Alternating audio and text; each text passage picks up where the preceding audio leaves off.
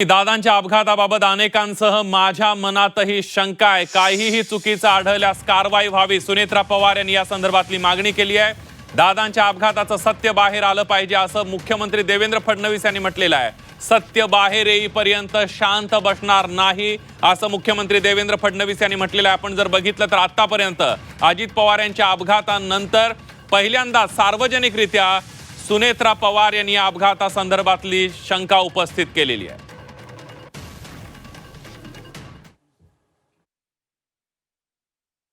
अनेकांच्या मनामध्ये शंका आहेत, त्या तुमच्या मनात आहेत, तशाच माझ्याही मनात आहेत। या शंकांचं नक्कीच निरसन झालं पाहिजे। प्रत्येक प्रश्नाचं उत्तर आपल्याला मिळालं पाहिजे। यासाठी मी स्वतः पुढाकार घेत देशाचे पंतप्रधान आदरणीय नरेंद्र मोदी साहेब आणि गृहमंत्री आदरणीय अमित शाह साहेबांची भेट घेऊन चर्चा केली। त्यांनी सुद्धा निष्पक्ष आणि सखोल तपासाचे स्पष्ट निर्देश दिलेले आहेत। तर दादांच्या आठवणीनं सुनेत्रा पवार भावूक झाल्याचं पाहायला मिळालं। माझ्यावर विश्वास ठेवा असं आवाहन बारामतीकरांना सुनेत्रा पवार यांनी केलंय। दादांचं स्वप्न पूर्ण करण्यासाठी मी रणांगणात उतरली आहे। मी संघर्ष योद्ध्याची सहचारिणी असल्याचं सुनेत्रा पवार म्हणाल्या। बारामतीची माणसं हीच माझी खरी ताकद असल्याचंही सुनेत्रा पवार यांनी म्हटलंय। आपण बघितलं यावेळेला बारामतीतल्या सांगता सभेमध्ये बोलताना सुनेत्रा पवार या काहीशा भावूक झाल्याचं पाहायला मिळालं। अजित पवार यांच्या आठवणीमध्ये सुनेत्रा पवार भावूक झाल्या। माझ्यावर विश्वास ठेवा असं आवाहन बारामतीकरांना सुनेत्रा पवार यांनी केलेलं आहे।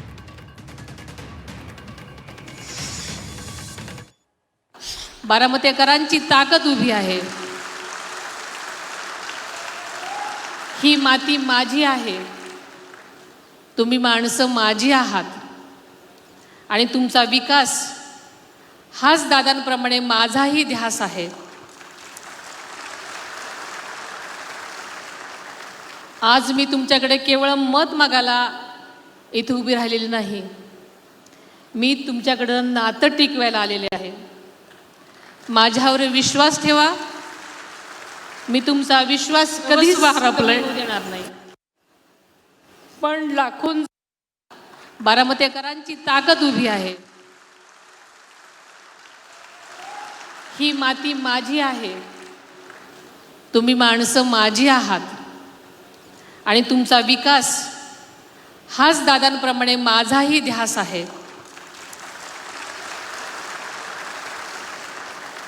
आज मी तुमच्याकडे केवळ मत मागायला इथे उभी राहिलेली नाही, मी तुमच्याकडं नातं टिकवायला आलेले आहे। माझ्यावर विश्वास ठेवा, मी तुमचा विश्वास कधीच कमी होऊ देणार नाही। तुमचा पोशिंदा गमावलेल्या आणि आशेने माझ्याकडे पाहणाऱ्या या पोरक्या जनतेकडे पाहिल्यानंतर दादांचं स्वप्न, त्यांच्या कर्तव्याची जाणीव आणि त्यांच्या पश्चात माझ्यावर आलेली जबाबदारी, या साऱ्यांच्या बळावर हे शिवधनुष्य उचलून तुमच्या सर्वांच्या आधारानं मी पुढे चालत राहण्याचा निर्धार केलेला आहे। जोपर्यंत तुम्ही बारामतीकर जनता माझ्या पाठीशी आहात, तोपर्यंत मी थांबणार नाही, मी खचणार नाही, मागे हटणार नाही।